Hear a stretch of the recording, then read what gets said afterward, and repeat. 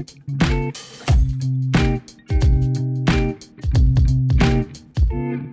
everybody, welcome back to the Latin Women in Action podcast. We're back here at it again with Sam. and I'm Haydee, and we are your host today. Sam, do you want to mention what today's topic is going to be about? Oh yeah, it's episode 8, and we're talking about toxic masculinity and also machismo in Hispanic cultures, but also a bit of masculinity about also my point on the Asian cultures, which Yeah, I think it correlates with each other. Like any immigrant, I feel like not many, but I feel like the vast majority of an immigrant family households kind of have that mindset of toxic masculinity and machismo. Mhm. And it's because, long ago it was, and the men go to work and women stay at home having children and cleaning, cooking and cleaning and just maintaining the household. Meanwhile, like I mentioned before, men would just go to work and then come back home and just, um, and we will be using, I did find some interesting stuff about this. So yeah, let's go right ahead. Would you like to mention anything personal about your family household or how your dad's, I'm sorry, I have a toddler in the background. But yeah, would you like to mention anything that you've seen, like toxic masculinity in your household or within your father, you Oh, know? definitely. I feel like a lot of toxic masculinity, I mean, it's just like the men don't cry and like holding in your emotions and like pressing them, which is definitely really, really bad. I feel like you see it a lot on social media too.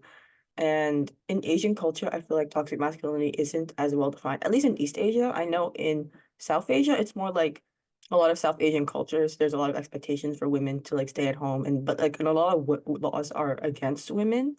I think there's also a difference between because like there's in Asian culture, I feel like masculinity, especially in like East Asian culture, masculinity isn't as outward, I feel like, because in like typical Asian culture, like men are pretty like in the Western way of feminine or like look like there's like that thing where like K-pop idols are called girls and they have more masculine like I think that is like a significant difference between like Western masculinity and Asian masculinity.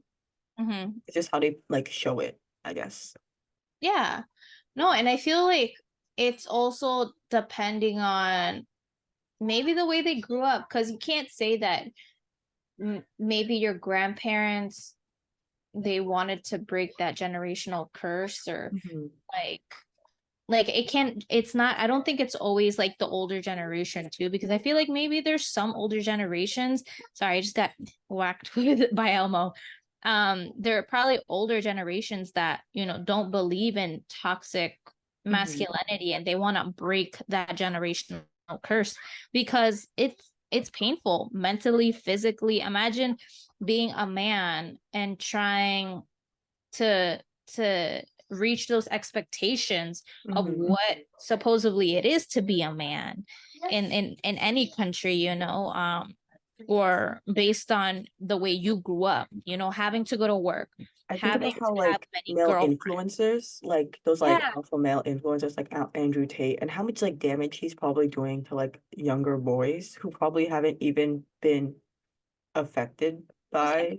So sorry, who's Andrew Tate? He's like this male influencer who's really up with the toxic masculinity. Like that's kind of his whole thing about being an alpha male and like trying to be better than everyone. And that's like, oh, like you as a man is like this, and this. But his target audience is like younger boys. Right. uh But generally, they're not like in their 30s. They're more like in their teenage, like being a teenager watching yeah. them. And like that's definitely dangerous, especially as we're progressing like as a society. I feel like toxic masculinity is definitely like we're working on it, like things are getting better than what they were a long time ago. Sure, for sure. And I feel like it's because, like I mentioned, our generation, I feel like we've mentioned this before in our previous podcast of how our our generation is becoming more vocal about social issues, especially when it comes to Definitely. men mental health, because not many men are are reporting. I remember when I first started interning for when I interned when I was in college for Latin Women in Action, there weren't many men reporting domestic violence cases, or like, you know, calling, because they felt ashamed. They felt this deep shame of like, why should I report a DV case when I'm a man? When Mm-hmm. And it's kind of like the sense of losing a like that That, manliness in you that you're supposed to have, you know, mm-hmm.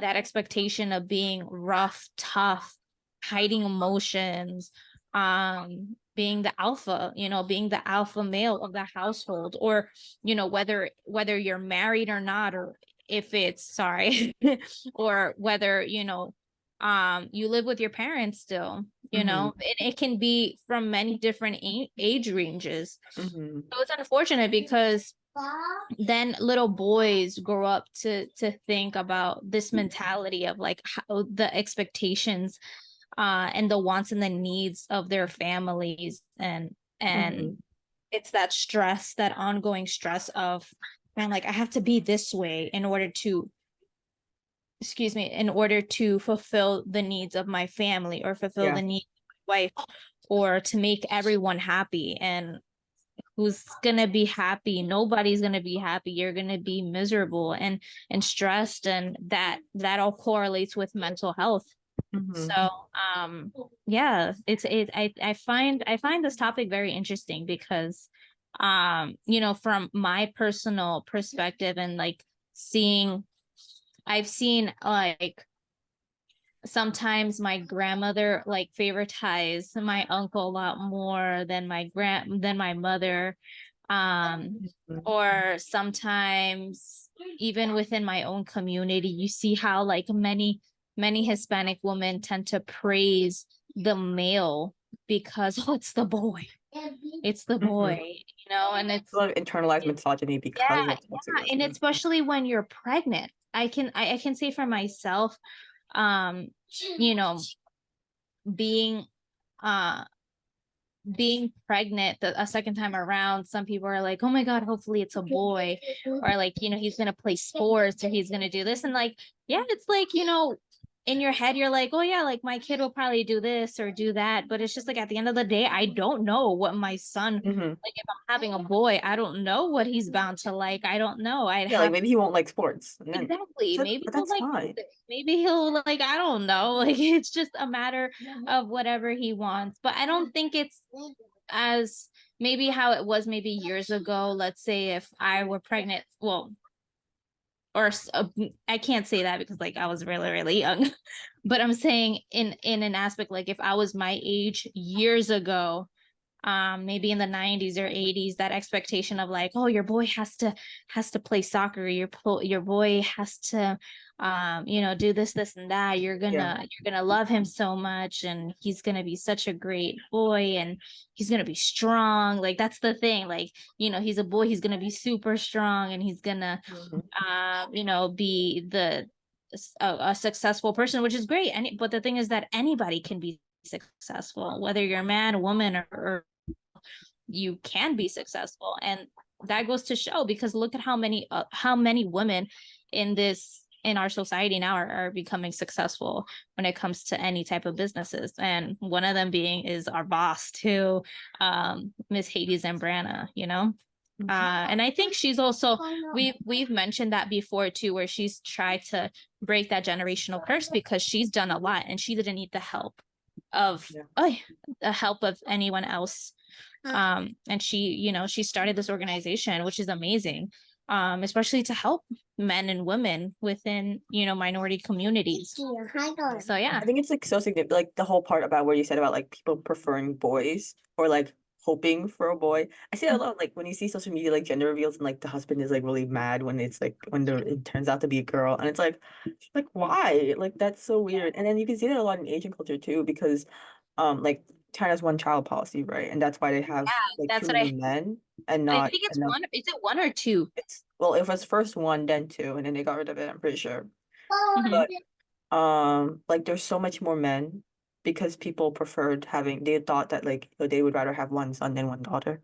And in a lot of South Asian cultures, it's also like there's a little bit of root where it's like, oh, you would prefer like if your sons and they'll be the ones who are like hardworking while your daughters are like, and like to get like a lot of cultures, it's like, oh, your daughters just get married off and then they're like someone else's family's problem, I guess. So it's not good to have like many Yeah. daughters. No, and it's so upsetting to hear cases like that because it's like you mentioned, in some cultures Hmm. it's like, all right, you're my daughter, I'm gonna have to maybe sell you off for money, or eventually you just have to get married to someone to also They don't have benefit. any belief in their daughters either. Like Yeah. I think about it's saying about that. Like there's this like South Asian movie called Dangal, and it's about this like man who's a pro wrestler, but he has two daughters. So people are like, oh, you're like your line is done for. You're not gonna have any more wrestlers. But he teaches both his daughters to wrestle, and they're both like amazing at it and like kick butt every single day, you know. So and that's just like an example of like how also media is kind of helping break down. Like we can like media is so good in helping break down toxic masculinity. I feel like it's like with the Barbie movie, you know. This Andrew Tate, like, I don't, maybe I know him, I just don't recall his face. Look him up because he's kind of his ideas are kind of crazy. Like he talks a lot about just hating women. Like that's his whole entire stance. And that's someone who's very prevalent or was very prevalent in the media at one point of time, especially when he was getting all his controversies. But he has so many people who like love him.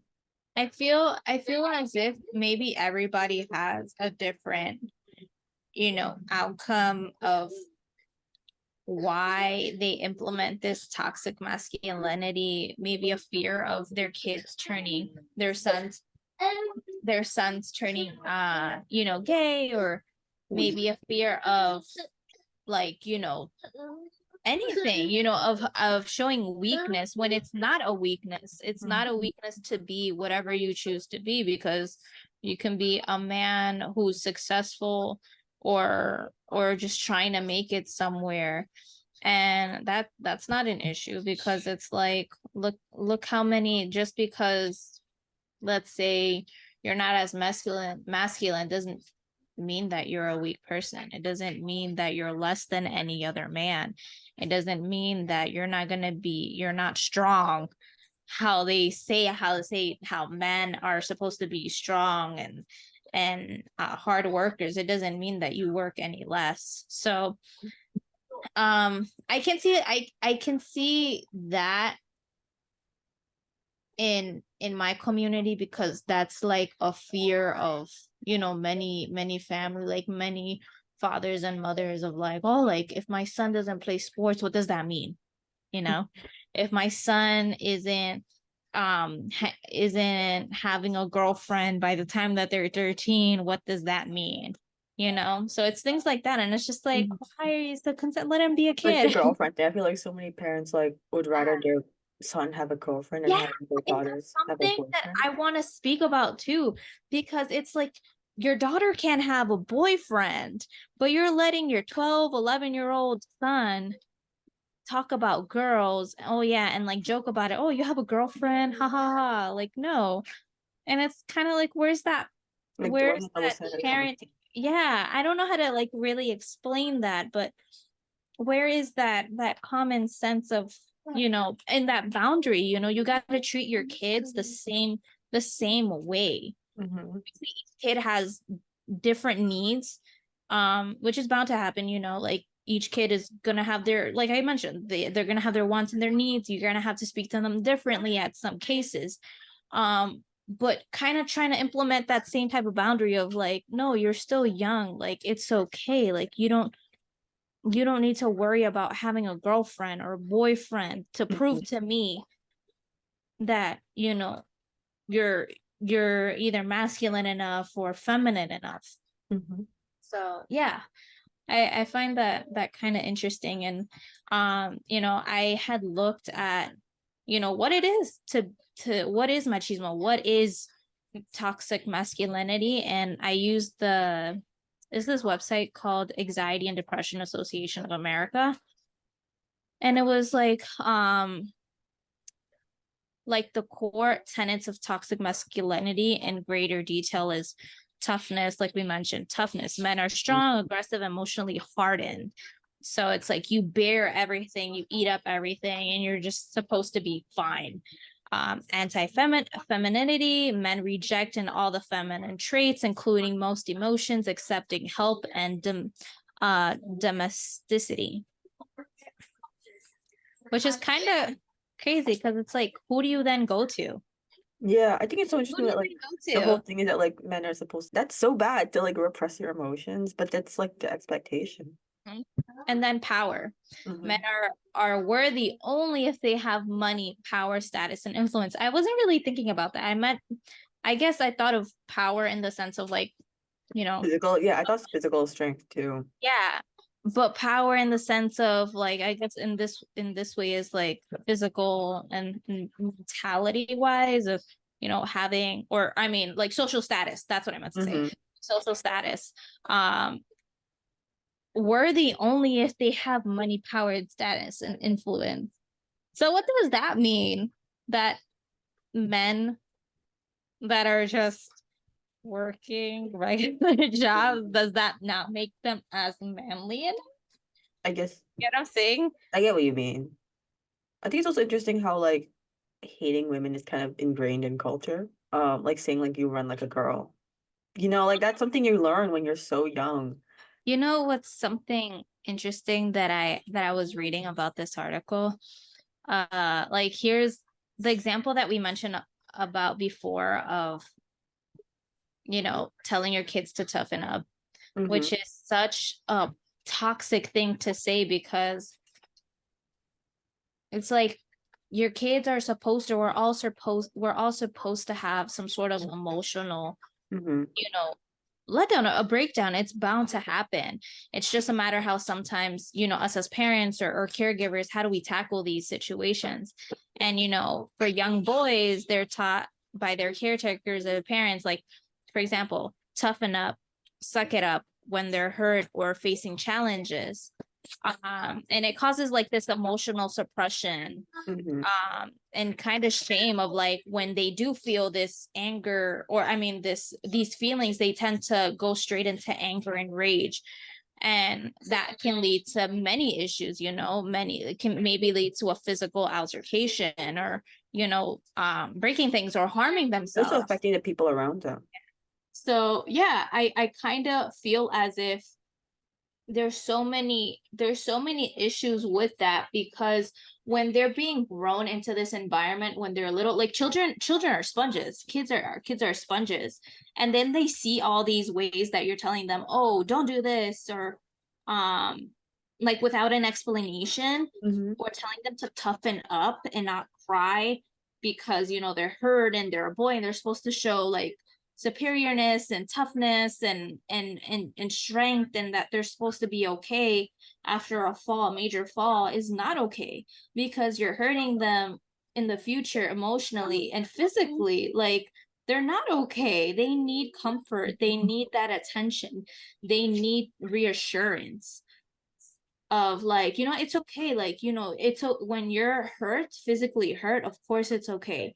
And I feel like the proper way of going about things, because sometimes, you know kids tend to like whine, or it might be something, not, I don't want to say as serious, or it might be something small, and it's just a Hmm. matter of like, okay, it's okay, like, I'm sorry that you're feeling this way. Sometimes it's okay to reassure them or tell them like, sometimes we have big feelings, and it's okay to cry, but there's some times where they're not worth our tears. They're and we don't need to cry so much for something maybe really little, as for example, if their toy falls, they're playing with their toy and it falls on the floor, you get what I'm saying, for something like that.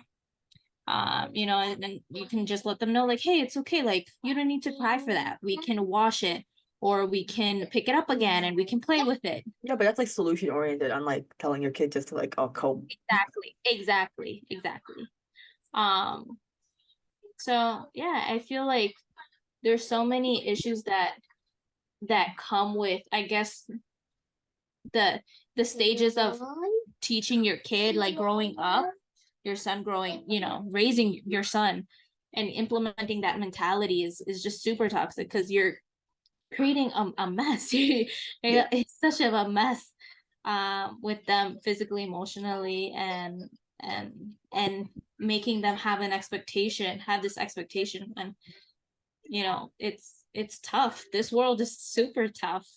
um and it's constantly competitive, and you can see how how our society and how this world is like, well, if you don't make it, then it's already like you're not enough. So imagine having or dealing with toxic masculinity, and then having these expectations and not meeting them. Mhm. It's a lot. So thank you everyone for watching. I hope you found it Yeah, really thank interesting you so much, and learned alongside with us. yeah, thank you so much for this conversation. And if there are anyone that needs help with, these situations or counseling, please contact us. Mhm. Um, the information will be down below in the links. And thank you again. Thank you and stay tuned. Stay tuned. Bye-bye. Bye.